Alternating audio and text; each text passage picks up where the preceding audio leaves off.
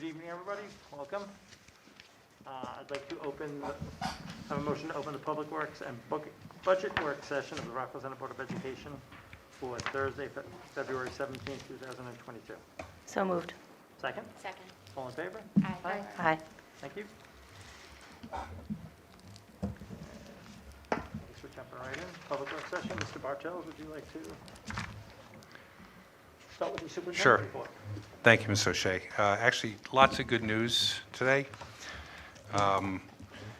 First, we have not had more than 3 students report as new quarantines on any day for the last week and a half.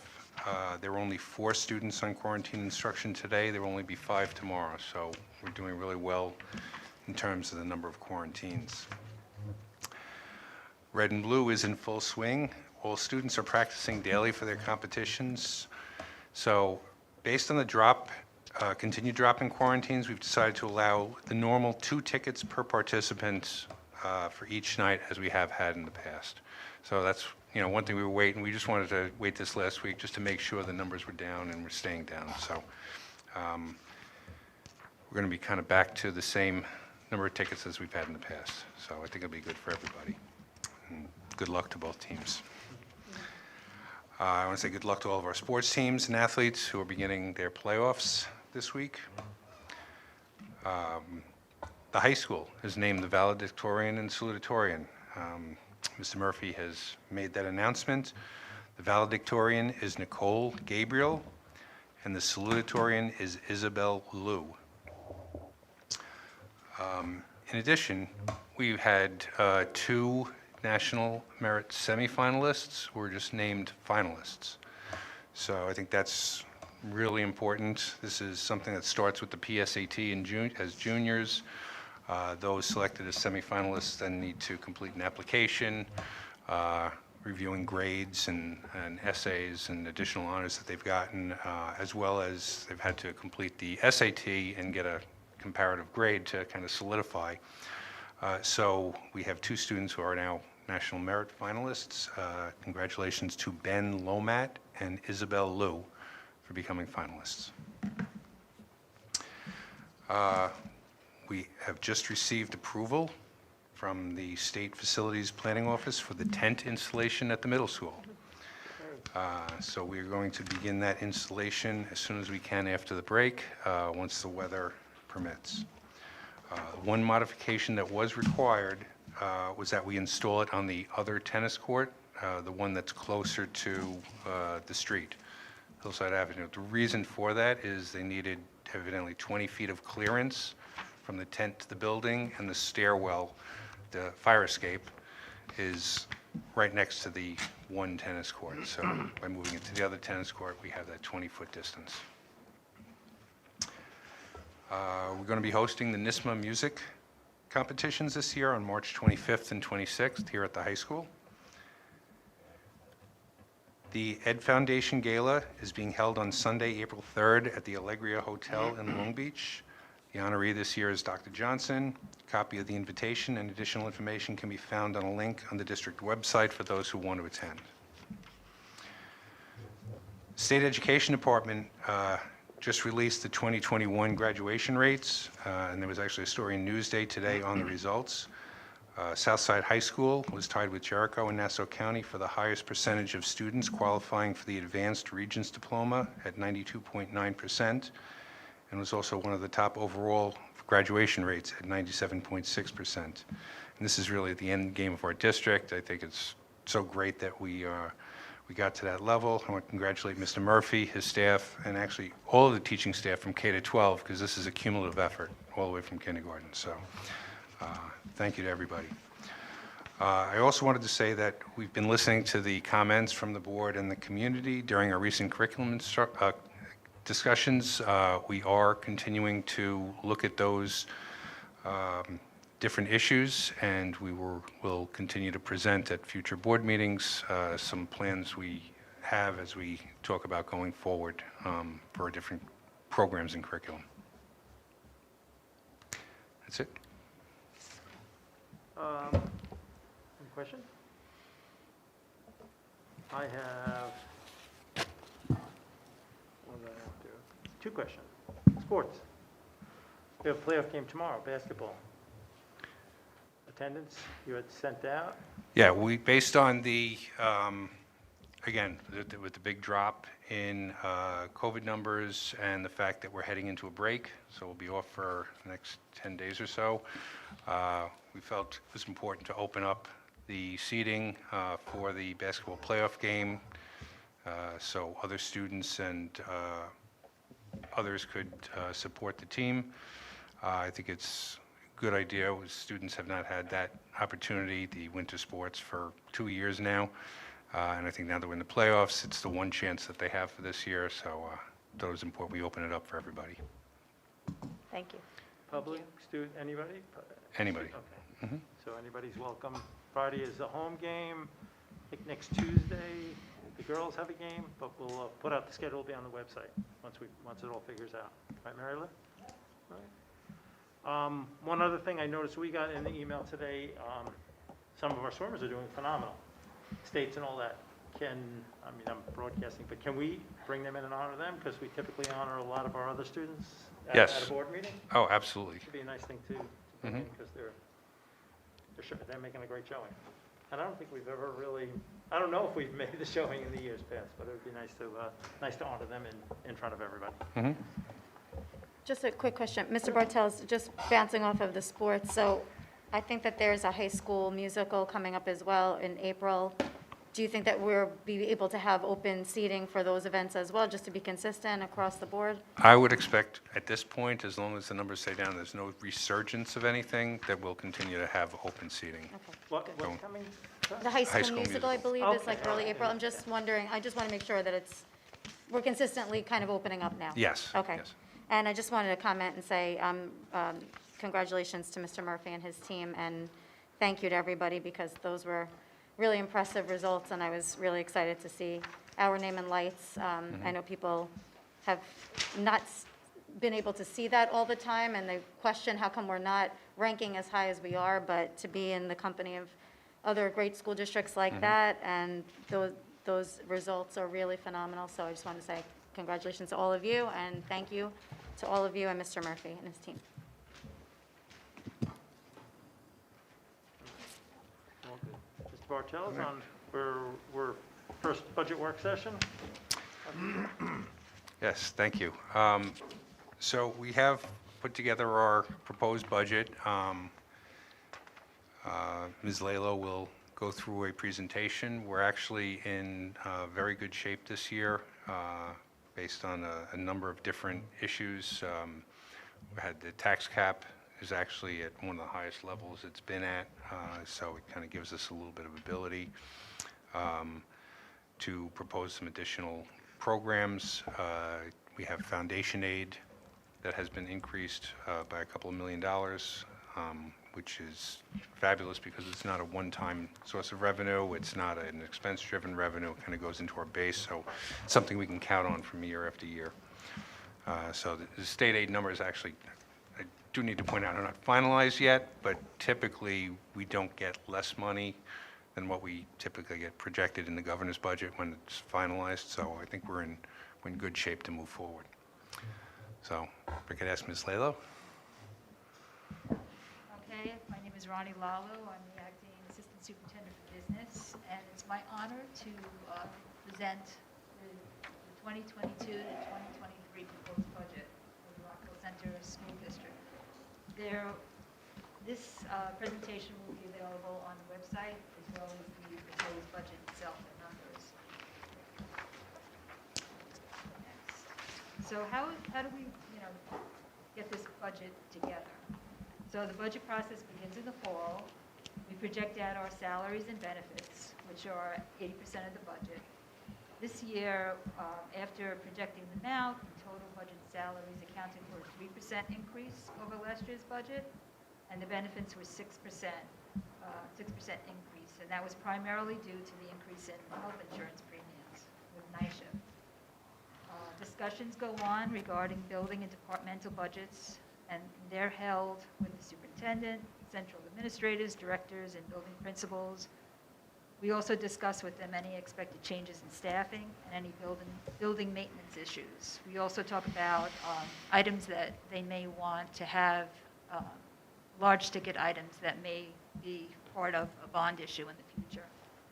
We tour the buildings with our board members, and we see firsthand where these building improvements are needed. We listen to comments from parents and students who voice their ideas and concerns about instruction as well as athletics, and then we set our goals based on these observations and conversations. So in this presentation, first of all, I'd like to, so I don't forget, I do want to thank Matt Cobb for these great pictures, the photos that he took, and also Dana Zaywall, who did the animation.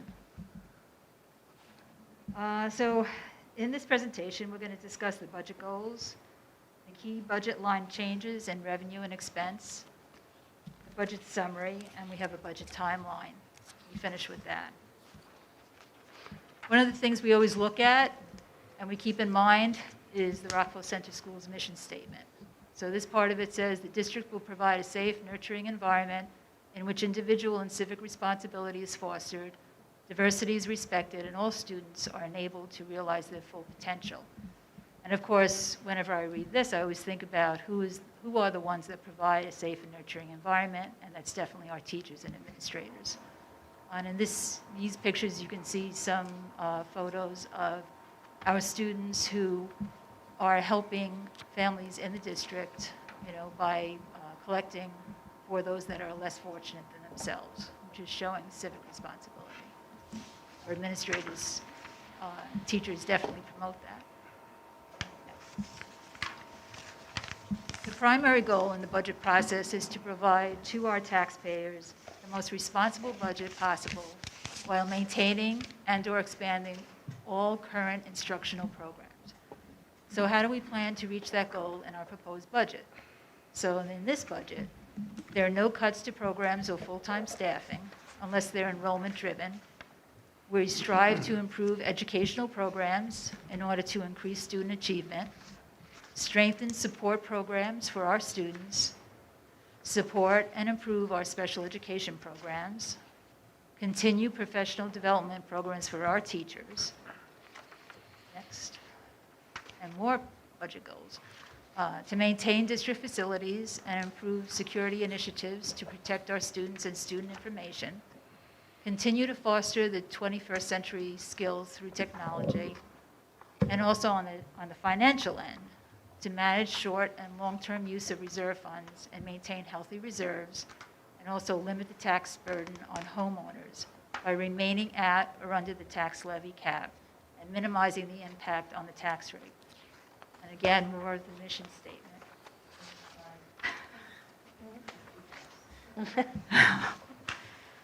Okay, so the next goal is no cuts to programs or staffing. Continuation of all existing program opportunities, and continue to maintain elementary class size guidelines of less than or equal to 25 students. So we looked at the kindergarten registrations, and we looked at how classes will move up and the number of students in each grade. So right now, this budget includes 78 elementary classroom sections. So Covert has a projection of 2 sections of K in kindergarten and graduating 3 sections, so we have a possible reduction of 1. UIT grade 4 currently exceeds 75 with only 3 sections of grade 3, possible reduction of 1.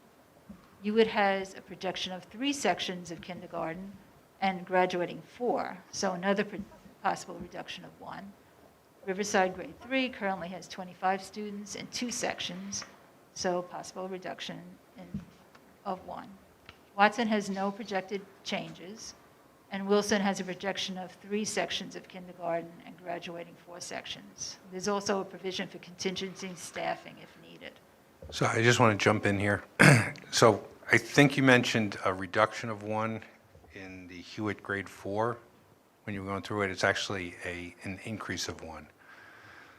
So we currently have 77 students in 3 sections. We had a couple of new students show up at the beginning of the school year this past year, so that grade would split into 4 sections for next year. I just also want to say that these numbers are we're still early in the game, so they could change very easily. For Riverside, we just have the one grade 3 currently had 25 students in 2 sections. However, they have 2 sections, 2 grade levels where there's 26 students in them. So a loss of 1 student in either grade could cause another issue. And I think they have 24 possible students in kindergarten, so that one could change quickly. So all these numbers are kind of up in the air at this point, but this is kind of where we are right now. So if we look at it, right now, it looks like we'll probably be down a few teachers, so that's why we'll have a little contingency. We're still budgeting for the same level of sections that we have this year, so we should have some contingency built in there for next year. Mr. Bartos, can we get a enrollment update on a regular basis now that we're in budget season? Yes. Thank you.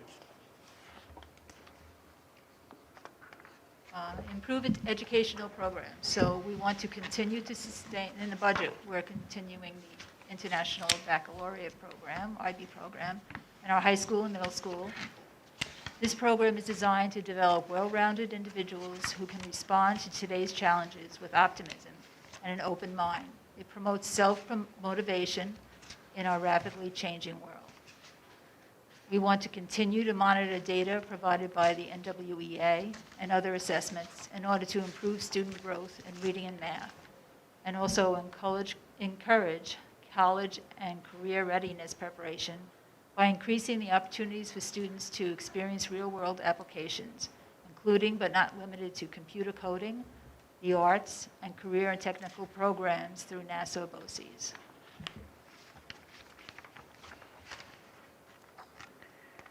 It includes strengthening of support programs. It's an addition of math AIS teachers to support students struggling with math, the addition of reading AIS teachers to support elementary students struggling with reading and assist in integrated co-teaching implementation. These subject area experts help teachers to think reflectively about improving student learning and implementing various instructional programs and practices. We want to continue to utilize the COVID relief funds for after-school support, which was really important this year, that after-school support was widely used. Continue to provide support for our psychologists, social workers, occupational therapists, and nurses in response to the effects of the pandemic. Support for special education programs. Adoption of integrated co-teaching model in the elementary schools in order to strengthen skills and prepare students for middle school. Support for the middle school core and RISE programs. Continue the partnership with Northwell Health Alliance to support our students. In professional development, we want to, professional development for teachers helps students gain better learning outcomes. We want to cultivate skill sets and teacher practices to foster successful learners, enrichment, academic support, social emotional learning, and continue to provide teachers with programs that provide updates in New York State standards. Maintenance of district facilities and improved security initiatives to protect our students and student information. We're going to continue to upgrade and renovate our facilities, continue the budget line to transfer to capital, which will go up to 1.8 this year, as opposed to last year it was 1.2. And this transfer addresses maintenance concerns and building upgrades. Construction during the summer months of many of the projects that are in that 1.8. Some of those projects that we're doing this summer include the Wilson Playground. We have the Hewitt Primary Playground in the works, and that's been funded by a grant from State Senator Kaminsky. We're also planning to improve a high school and middle school, and to improve those entrances at the high school and the middle school, to make them ADA compliant with funds from a grant from State Assemblywoman Griffin. We're going to begin conversation with our architects, administration, the director of facilities, and building principals regarding a bond proposition for major projects. We also will include the public in those conversations, as well as the board. Address health and safety concerns such as environmental controls in our buildings. continue to foster 21st century skills through technology. So Chromebooks and Google Apps are powerful technological tools that we have provided to our staff and students. This budget will provide funding to increase our knowledge of the capabilities that are available to our students and staff through the use of these tools. Chromebooks utilize GoGuardian, which is a program that we've recently purchased, as a management system, as well as to monitor student activity. This summer, we'll continue with the replacement of the district's classroom smartboards with interactive TVs, and then continue to update staff computers in the classrooms as well during the summer. So how do we fund this budget? Property taxes is the biggest portion of the revenue. This year, because of the tax cap it limits the annual tax levy increases to the lesser of the rate of inflation, or 2%. So this year, the New York State Comptroller's Office calculated the inflation factor at 4.7%, and therefore the tax levy increase statewide is 2%. This increase is adjusted, however, for exclusions to the calculation, such as our transfer to capital, and this year our annual tax increase is proposed at this point to be 2.1%. And part of the taxes that we receive as well is our pilots. And this year we do expect an additional payment in pilot receipts from the sale of the Rockville Center Diocesan headquarters. State aid is the second largest portion that goes into our proposed revenue budget, and that, as Mr. Bartels mentioned, it will be increasing 24.3%, primarily due to an increase in foundation aid.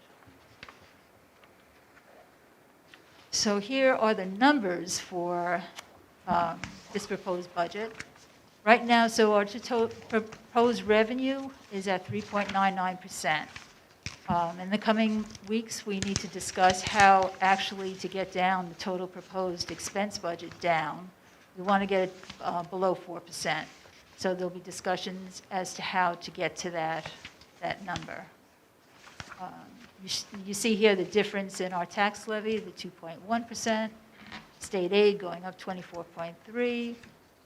Our applied fund balance and reserves have remained the same, and local revenue came down a little bit to work with these numbers to get our proposed revenue down below 4%, the increase.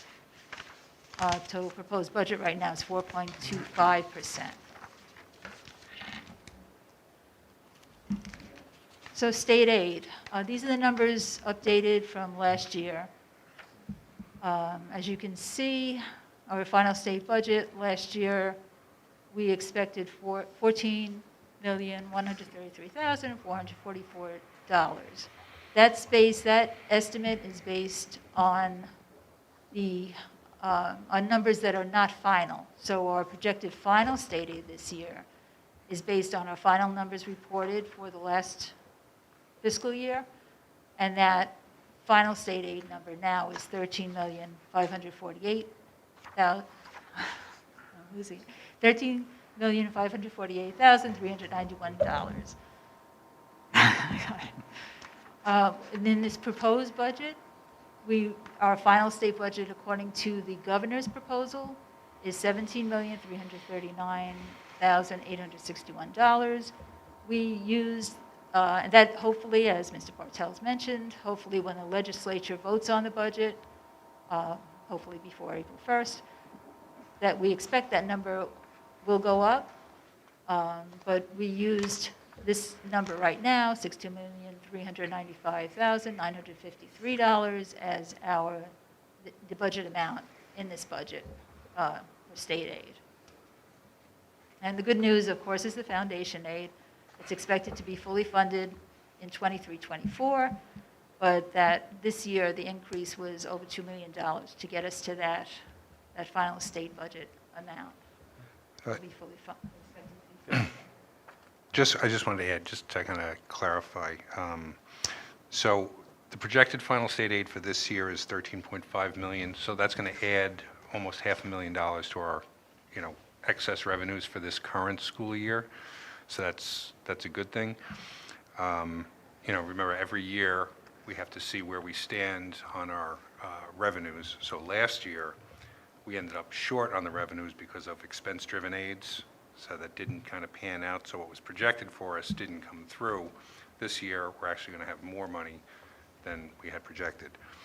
So for next year, while the state budget has $17.3 million in it, $500,000 of that is for universal pre-K, which we're actually looking into right now, and hopefully we can utilize that going forward. So we'll have, more discussion at a future meeting. So that brings that down to about $16.8 million. That's why we're using about $16.3 to budget for balancing the budget for next year. That gives us about a $500,000 cushion just in case all of our expense-driven aids don't kind of pan out. That's kind of what we did for this year. Worked out well this year, so we're hoping to do the same for next year.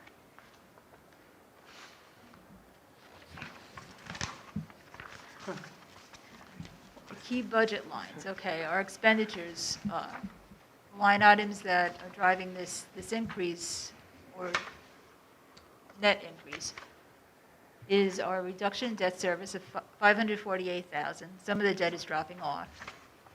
We're reinstating the transfer to capital line to $1.8 million. The health insurance premium increase, which was over 10%. Transportation increase of 9.5. One thing with our transportation contracts, they follow the CPI index, which is set at a certain point in May or June. Because of the rate of inflation, we expect that CPI to be high and our contracts to increase. Add an additional amount for athletics to provide assistant coaches for teams and increase the opportunity for students to participate on additional teams. And the staffing budget increase of 1.3, which includes new staffing for integrated co-teaching and the additional AIS support teachers for reading and math. Here's our budget timeline. We're at February 17th tonight with the budget proposal and summary discussion. On March 1st, we're required to submit our tax cap to the state. And March 9th and the 24th, we'll have budget discussions. The next one will be talking about programs, staffing, and capital projects. We'll have a listing of those capital projects that we hope to complete, the majority of which during the summer. On April 18th is the last day to file any petitions to run for the board. April 12th, the preliminary budget hearing is the last date for changes. May 4th, the formal budget hearing, no changes to the budget are allowed at that point. And on May 17th, we have our annual election and budget vote. And thank you for the opportunity to propose this. Thank you. Thank you. Thank you. Mr. Bartello, Ronnie, could you just touch upon the 2.1%? That people will, we're breaking the cap, so forth. I know that we talk about it every year, just to touch upon it again real quickly tonight. Sure. No, we are not going to be asking to exceed the cap. The 2.1% is based, as Ms. Lalo said, on a formula that the state uses. The 2% cap that everybody hears about is just one piece of that formula. Other pieces are changes in debt service, capital exclusions, the pilot payments, if we get more or less in pilot payments. So all those kind of go together into a little more complex formula. For us, the limit is 2.1%. We will be less than that for this year. So we are not going to be exceeding the tax cap. Thank you. Any question? On the expenditure side, the transportation, 9.5%, we're comfortable enough with that projection. When will we have a clearer idea in terms of the CPI or the contracts? Well, the CPI, it comes out in May, which is part of one of the problems. This is one of the things we always bring Every up year. when at our legislators' meetings, that it would be nice if they did it at the January to January CPI that they do for everything else. But we won't know that until May, which is after the budget vote, which is why we're a little concerned about the numbers. Plus, we've had changes and reductions in transportation. One transportation contractor, as we know, Yeah. has dropped out. So it's been a little bit more difficult to get routes, and some of them are becoming more expensive, which is why we'll really try to put in 10% for an increase this year, because we're really a little unsure of exactly how that's going to pan out. Thank you. And also, I don't know if we took into consideration if we do create more teams or one more team, that's an additional tax on our transportation budget, or that's all athletic? That would be within what we added for the athletics. That's part of athletic transportation is within the athletic budget, so we have that. I did also want to mention our capital. So you heard we're changing. We have another reduction of $500,000 in capital. I know one of our resident taxpayers loves to bring this up. But last year we had a huge reduction of almost $1.3 million in debt service. We also reduced our transfer to capital. So that combination with the small tax levy limit last year allowed us to keep our tax levy no change for this year, which was great. I didn't think we'd ever be able to do that, but we were able to do that for this year. So for next year, we have another $500,000 dropping off of debt service. We're going to add another $600,000 back to the transfer to capital to bring that back to where we were at $1.8 million. It doesn't change the total amount. So we're actually still down over $1 million in a combination of debt service capital expenditures from 2 years ago. So that we were able to kind of bring that entire level down by $1 million. So I thought that was, that's great that we don't have to put that back in. Now we're talking about a bond issue going forward. I'm not looking at increasing anything. So as we talk about a bond, obviously depends on the size of the bond, but we're hoping anything going forward, even probably not even for another 5 or 6 years, by the time everything happens, we wouldn't even be increasing any lines in the budget to account for the bond. We'd like to just take that within the debt service. So we end up reducing transfer to capital at that time and assign that to debt service. So hopefully for a long period of time, we're not going to have any more changes in the debt service transfer to capital combination. In terms of the particulars that are involved in the key budget lines, for instance, the sports and the changes for AAS support teachers in reading and math, we'll have a better idea of what those look like and the particulars of them at a next meeting. This Yeah. is just an overview. Exactly. This is Okay. just an overview. At the next budget meeting, I'm going to have exact numbers of how many additional staff we're looking for in each thing, what the recommendations are for different sports, for the assistant coaches, for different things like that. All that will be laid out at the next meeting. Thank you. Okay? Everybody good? Thank you. Thank you. Thank you. Thank you. Beautiful color, Yeah. beautiful picture. Yeah. It's Great job, exciting. Ronnie. Good Yeah. job, Ron. Thanks, Ron. Great job. All right, we're moving on to our policies and superintendent regulations.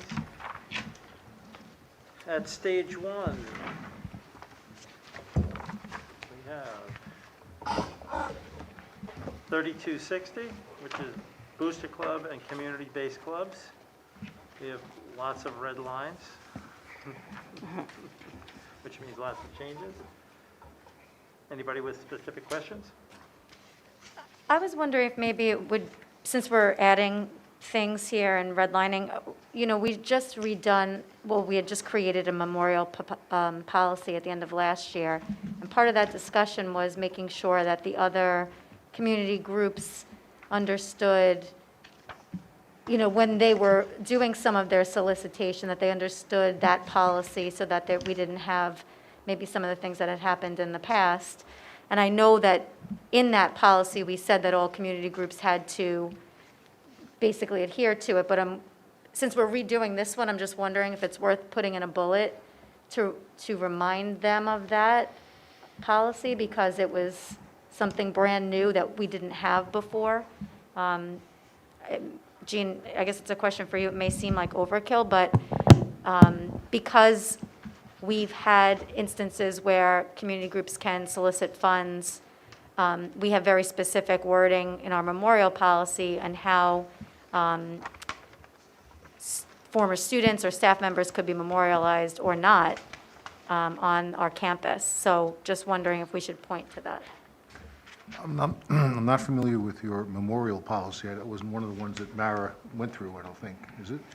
No, we So- had just finalized it and created it last year over the course of a year's time, So so, that's a policy that speaks to the process by which something might be named after correct, Yes. a teacher or administrator, something like that? right. Okay, well, you know, I haven't read that policy. I know that black letter law is that a board has, you know, wide discretion in naming of things, et cetera, and can develop a process to do so. You're suggesting this should be somehow integrated into this? I personally think so, because I don't want to see a group go through the effort of raising funds without the knowledge of that, and if they pull to this as their quick reference as to, okay, we want to raise funds, what do we have Oh, to I do? see. I see what you're saying. in So other I'm words- saying they might not realize the memorial policy does come into play in something that they might be soliciting. And we don't want at the outset for them to overpromise to somebody, oh, if we're raising funds, maybe we'll name this in somebody's name, we'll put this up at the school. I just want this to be like the quick reference guide for them to then refer back to that as well. Well, I think that's not a bad idea to have a cross-reference, if I can put it in my own words. So if a group wanted to honor a deceased sports coach who was, you know, here for 40 years and had great success and wanted to raise money to donate to have a training facility or something in their name, I'm just making this up, you want that to be consistent. You don't want someone going off and fundraising to find out that you've run afoul of another policy. Correct. I just feel like it would be unfair to have them go through that process and Okay, then get pulled back at the end. okay, we can do that. Thank you. And do you just put a reference? Do you have to list the whole policy? How does something like that? If you're tying one policy to another, how do you usually do that? Well, I think, I wouldn't repeat the whole thing. I think we just had somewhere in an appropriate spot say, you know,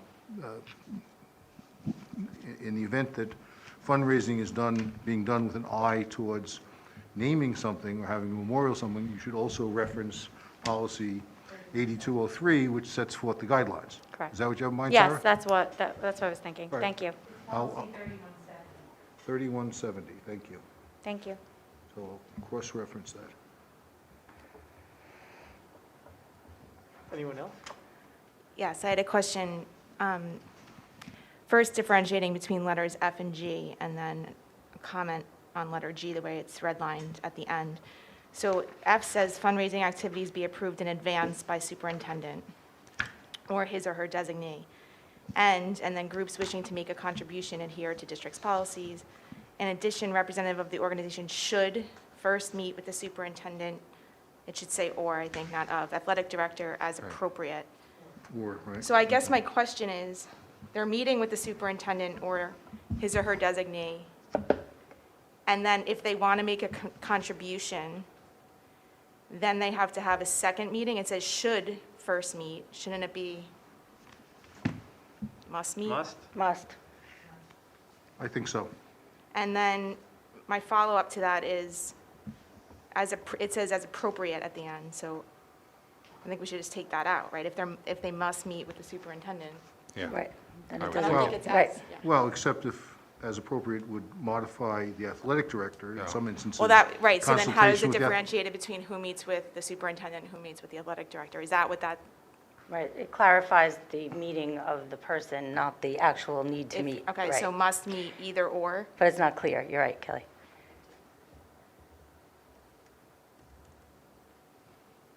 In other words, as appropriate is reflective of which Right. personnel you're meeting with, not with the need to meet. So if we change it to must meet? Right. Must meet, And then who determines, or how is it Well- determined? The superintendent determines, this person's going to meet with me for this reason, or this person can meet with the athletic director? well, why don't we change it to say must first meet with the superintendent or athletic director as per the superintendent's decision. Right, Words that would be that- better. I like that Right. better, thank you. My understanding, and I don't know if we need to change this, is how it works right now is it's up to the athletic director. If they feel uncomfortable, they will then bring it to the superintendent. So I think that's how it's working right now. So if we want to make sure it comes to the superintendent, Well, It says, that's what I was saying in F, it says it must be approved in advance, so. Right. I'm also confused. But it kind of- doesn't say by the superintendent. It could be Or approved. his or her Says designee. Or his or her designee. I designee. see what you're saying, so it's not clear there either. Right.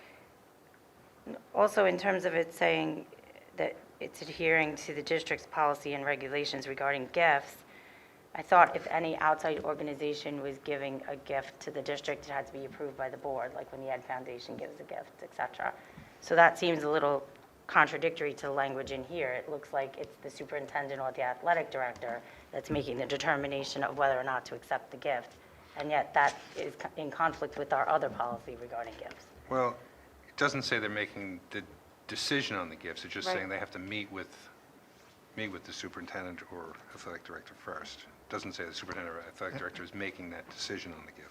And on the next page in subparagraph G, it says, "Groups wishing to make a contribution must adhere to the district's policy and regulations regarding the acceptance of gifts." Right. Yeah, I looked at it like you're almost getting a pre-approval before you pursue Right. asking the board to accept your gift by Right, just meeting kinda- with, right. So Well, it's I- maybe just a procedural order thing. Right. To Kelly's point, F and G kind of are a little confusing because G comes after F, but it says first meet with. So maybe we just have to work that out so that it's clear. This is the procedure, first do this, and then follow the district's policy on accepting of gifts. So Well, just- F I think is just fundraising in general, right? And then if they want to make a gift to the district based on that fundraising. Right. Then they would meet with the superintendent or the athletic director. That's how I was interpreting it. I just didn't think it was clear in terms of how it gets decided. And if it was an option or a must. It should be a must. Yes. Yeah. Must. All right, I'll go over this with Mara. I thought the intent of this was, to not have people embark upon a fool's errand of doing something that's never going to be approved. That's important. So then maybe if we're adding reference to policy 3170 earlier on in the policy, it wouldn't be a bad idea to add the number of our district policy on gifts in that section. Right, is that the 5230? Yeah.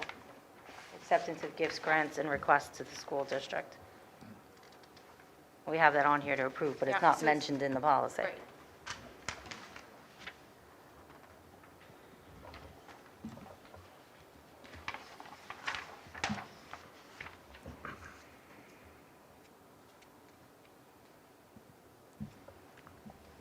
Okay, we'll recast it and resubmit it. Right, Thank you. thank you. So we'll hold 3260 to stage one till we get kind of a better language on it? Yep. Okay.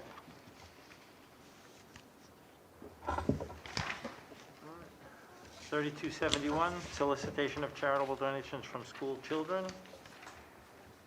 There were no revisions from its original form. Any questions or concerns?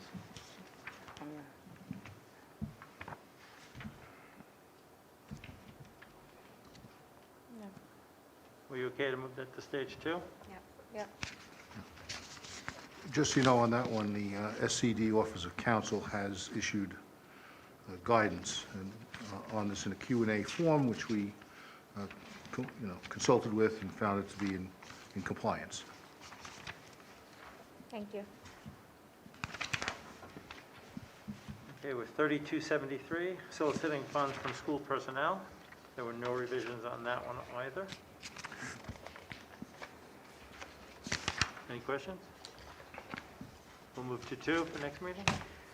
Wasn't there language, going back, sorry, to 3271, I thought the old policy had language with regard to solicitations door to door, or is that a different policy? That's a different one. Okay.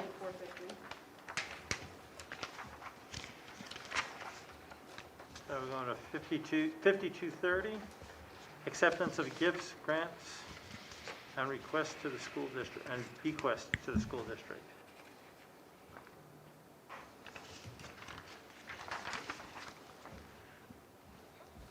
Just so you know, what Mara added here, and I can talk about it because it's been in Newsday, or the ownership, this business about not, in its discretion, not accepting gifts which will pose a burden on the school district. In Comac, 30 years ago, they accepted the donation of the Marion Call Farm, which seemed like a great idea at the time, but it's been an albatross around their neck ever since in terms of maintenance, upkeep. It's probably costs $500,000 a year just to keep it in decent shape. So you have to analyze the cost-benefit analysis, the upside and the downsides. That's why we put that in.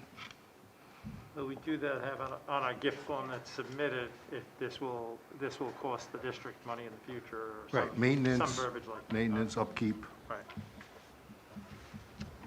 We okay to move to stage 2? I just had a Go ahead. question on this one too, John, I'm sorry. 5230, another cross-referencing, because we just did another policy, well, we have it probably still in stage 2, where we talk about school board ethics and school board members recusing themselves from accepting gifts of which they are affiliated to the organizations. And here it's talking about accepting the gifts passed by board majority, which is the way we would typically do a board action. But does there need to be a cross-reference because we're kind of moving that one along and there's no reference of it here?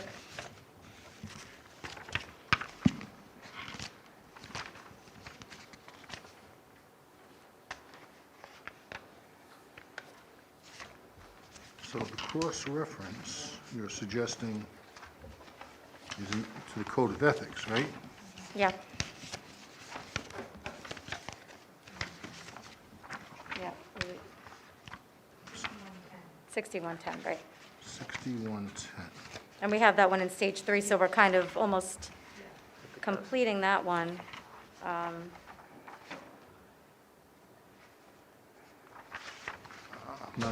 not fully understanding, I'm sorry. So I- cross-reference in 5230 to 6110, is that what you're saying? Right. Okay. Am I misspeaking that there was a reference in 6110 about, we talked about disclosure at one of our meetings with Mara about affiliations to organizations, and if those organizations were then to make a gift or donation to the district, that the person should recuse themselves from voting to approve that, right? My recollection of the Code of Ethics section was more geared towards if a board member also served, say, on the board of a not-for-profit that had some sort of business dealings with the district, there's disclosure and recusal. So you're suggesting now that if that not-for-profit was making a gift to the district? Yes, if the non-for-profit's making a gift to the district, the board member should not, we talked about not really be able to approve that gift coming into the district. Right. Okay, good suggestion. Because here it just says board majority, but that's just leaving out that piece. That's specific, Right. this specific. I just feel like if we're notation to approving a- one policy Okay. and we're leaving it out here, it doesn't Okay. cross-reference. We'll recast it or add that. We're gonna hold Could that we up. ever find ourselves in a situation then where, since so many people do belong to nonprofits, say like the Ed Foundation, if people were on here and we couldn't get a majority to accept a gift based on charity work that people are doing on the outside, since we like to volunteer, sometimes we volunteer in many different areas, so perhaps that could become a problem in the future.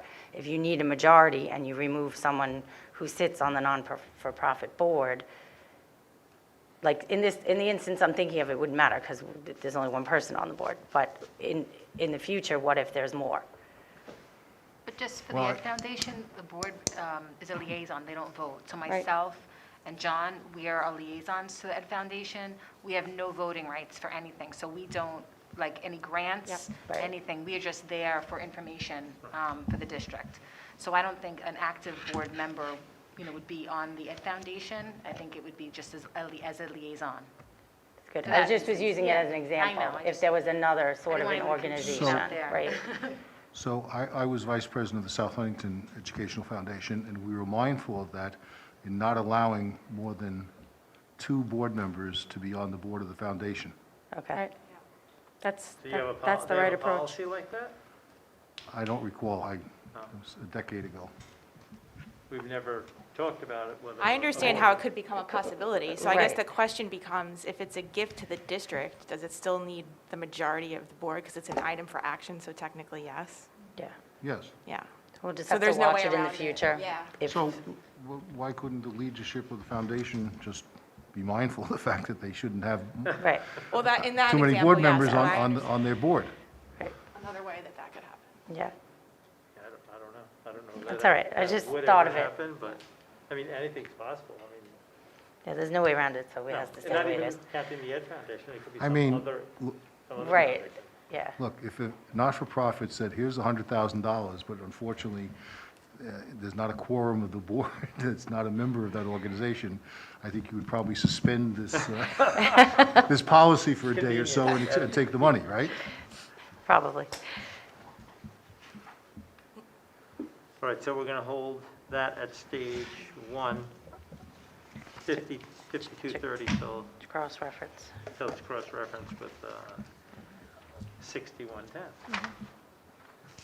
Okay, we are on 7450. 7450. Yep, fundraising by students. There's the door-to-door. Here's the door-to-door, Christine. Right.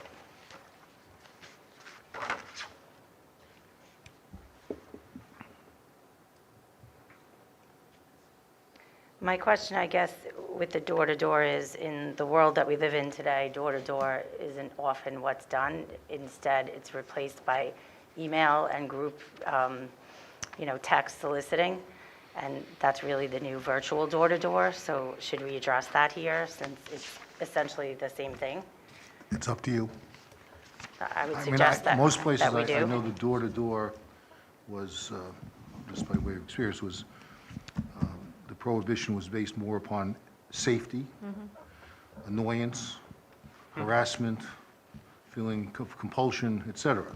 If you feel that the same exists in terms of cyber solicitation, that's up to you. I think the last three things that you said still apply. Safety, maybe not if you're not going to someone's door and the child themselves isn't sending the email, but there is cyber security in terms of that. I think the last three things still apply. You're still soliciting and having the pressure put on family when you pass out their email addresses and send a picture of a child saying, please give to little Johnny's team. It's the same as going to the door and doing it, those last three things that you mentioned. Well, what's the alternative in terms of how are they able to fundraise? I think the purpose of this is that the individual students shouldn't be doing the fundraising. That's not what this policy says on the outset.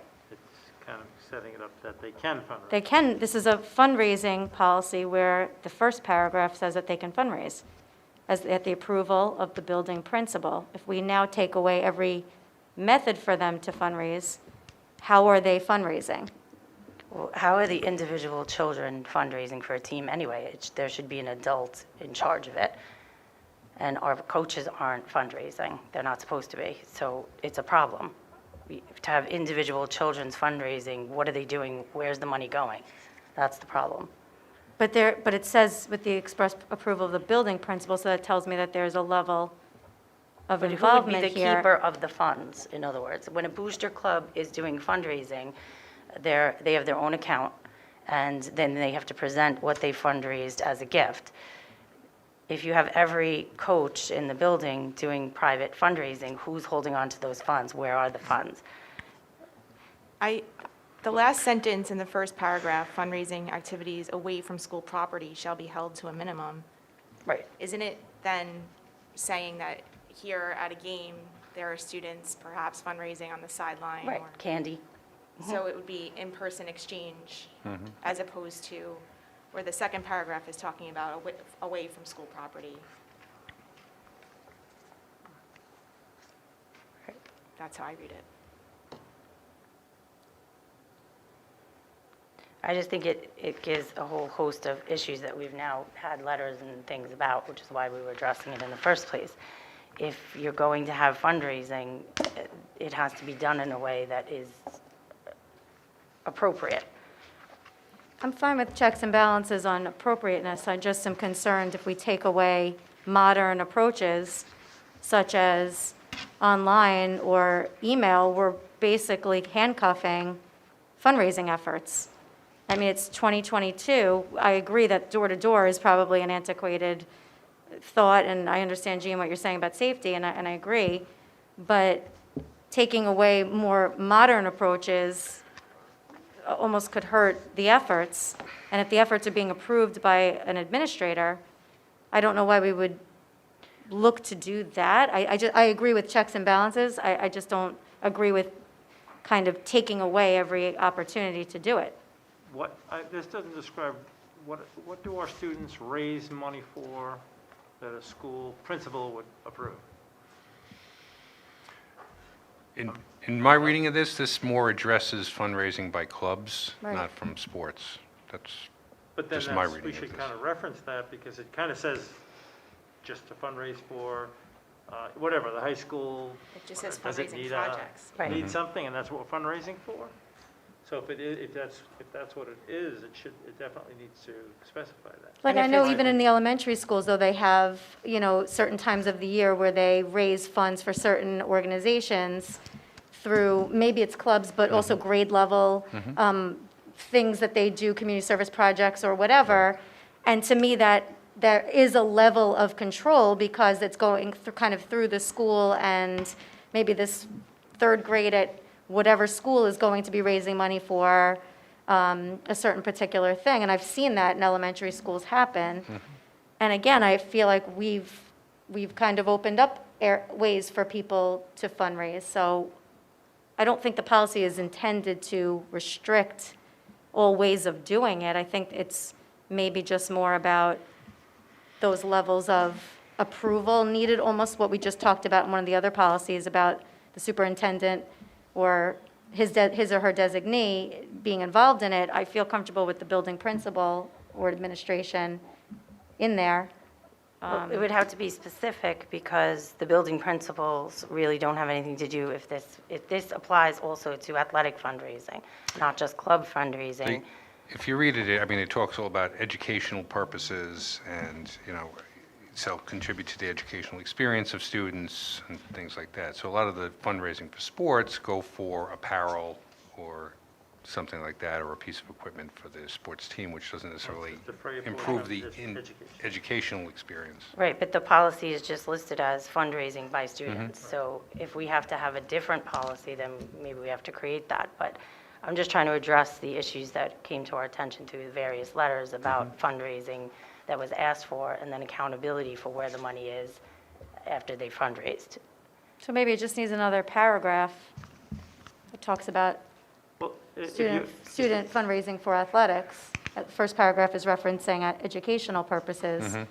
Maybe it just needs another paragraph then. And this policy also refers to policy 3271, solicitation of charitable donations from school children. I don't know what that policy looks like. We just had that one, John. That was earlier. Yeah. We didn't have any changes to it. It was Right, an but that's why I mentioned this non-red policy. line. When we read that and there wasn't any changes, I referenced the other. You did. Because they're related to one another. If you're saying, what you've described, Tara, is that like the third grade at Hewitt is going to raise money for a charity, that policy 3271 is intertwined with then this fundraising by students, how it's being done. So they're related. Yep.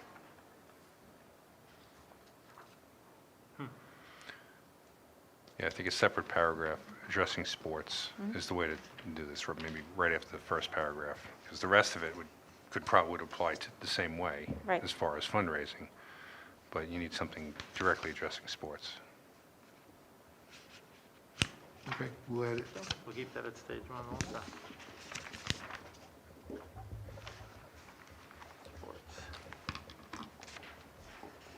So can we also keep state 3271 then at stage one if they're related and we're going to refer back and forth to one another?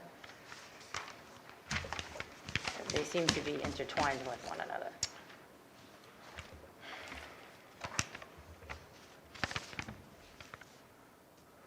Does anyone have an objection? Holding back that on one? I don't see that one being very specific. This is about where it's permitted. The other one is kind of how, I don't know. This one doesn't bother me. 3271 doesn't bother me. feel like the other one needs work. Eric, what do you think?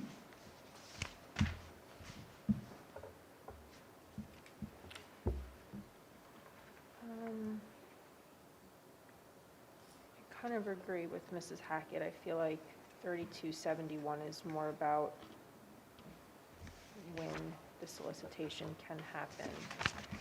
All right, Um, I'm going to think that because they both refer to each other, I'd like to keep them both at stage 1 just because they refer to each other. So is that, I'm fine with that. We did that with the other set, okay. All right. So we'll put that back to stage 1. All right. 4260. Evaluation of superintendent. Let's go.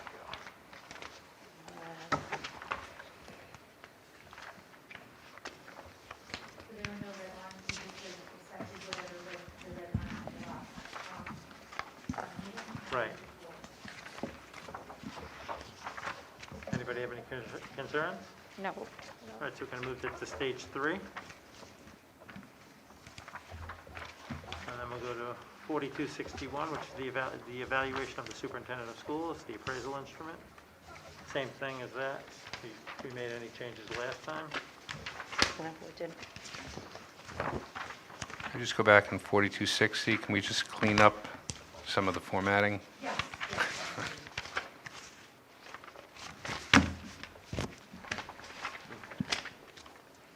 So 4261, will be at stage 3 next meeting? 4260 also, Yes. with the exception of the cleaning up of the Yeah, format. that's just. When did we change that last meeting? And that was a public work session. This is a public work. No, that was a regular meeting, John. Last meeting was. I'm Last sorry, meeting was a excuse me. regular. Yeah, I'm getting confused. So we introduced it to the public, gave them an opportunity to comment. But if we approve in a public work section, we'll be stage 3 next time, and then the Right. next meeting will be public. We'll approve. It will be a regular meeting. Yes. Thank you. 4270 is it on here? 4270, evaluation of administrative staff. We had just added his or her designee, I think. That was it, right? Right. Yep. Okay. We can go to stage 3 on that. Anybody?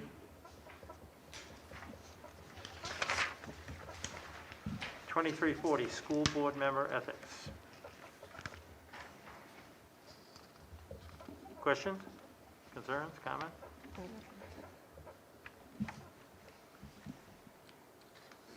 So that will be stage 3 next meeting. And 6110, code of ethics for all district personnel. We were at- Stage 3 also. We're at 3. Any questions, concerns? So we'll set to approve that at our next meeting?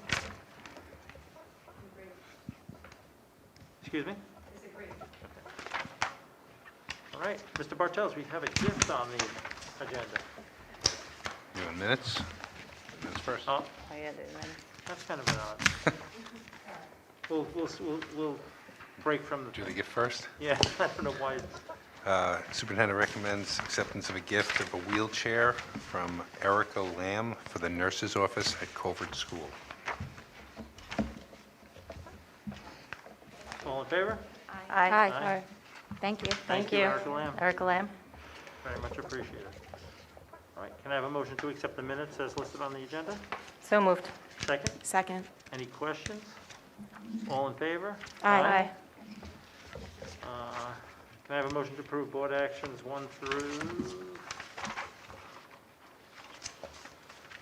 through 7, as listed on the agenda?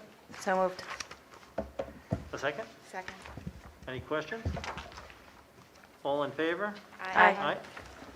Can I have a motion to retire to executive session for discussion of, I don't even know how to list it. What are we listing it as?